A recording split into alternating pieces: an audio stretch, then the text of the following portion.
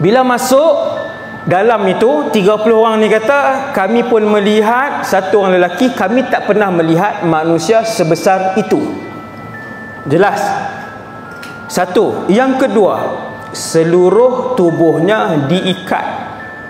Kami tak pernah tengok satu orang yang diikat dengan rantai besi sekuat dan sekejap itu. Kedua-dua tangannya diletakkan di belakang macam ni. Saya tunjuk macam ni. Ni bukan saya pernah tengok Ni hadis. Dua-dua belah gitu, kemudian diikat. Dan kedua-dua kakinya dirapatkan ke sini. Yang ni kedua dirapatkan kemudian diikat. Diikat dengan sekejap-kejapnya, tak boleh bergerak sedikit pun. Lalu berlaku perbualan. Daripada mana apa semua, jawablah. Kemudian yang 30 orang tadi tanya, siapa kamu? Dia tak jawab. Dia kata, macam mana keadaan ladang kurma Baisan? Kamu nak tanya tentang apa? Tentang buahnya. Oh, masih berbuah. Sudah hampir masanya ladang kurma itu tidak berbuah.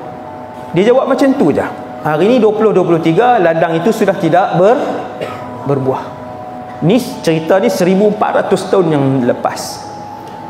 Kemudian lelaki ni tanya, macam mana keadaan Tasik Tabariyah, Sea of Galilee? Dia kata, airnya banyak. Sudah hampir masanya airnya akan surut sedikit demi sedikit.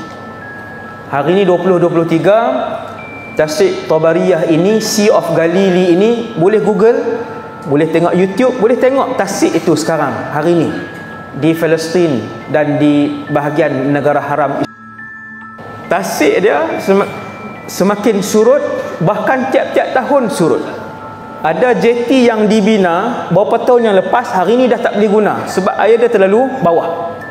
Tuan boleh tengoklah, nak tengok cerita panjang Tasik Tabariyah itu yang ditanya oleh lelaki dalam gua tadi, ada dalam YouTube hari ni, boleh tengok keadaan Tasik itu yang semakin surut.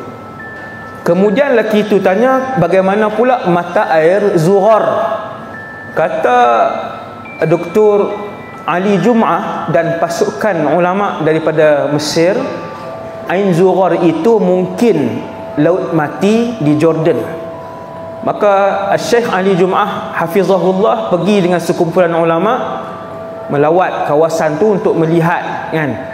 Bila jumpa dengan penduduk di kawasan tu, mereka berdiri di atas jalan raya. Mereka cari penduduk asal di situlah untuk tanya keadaan dulu macam mana. Penduduk asal kata, jalan raya ni dulu sungai ni, laut ini, ataupun mata air ini.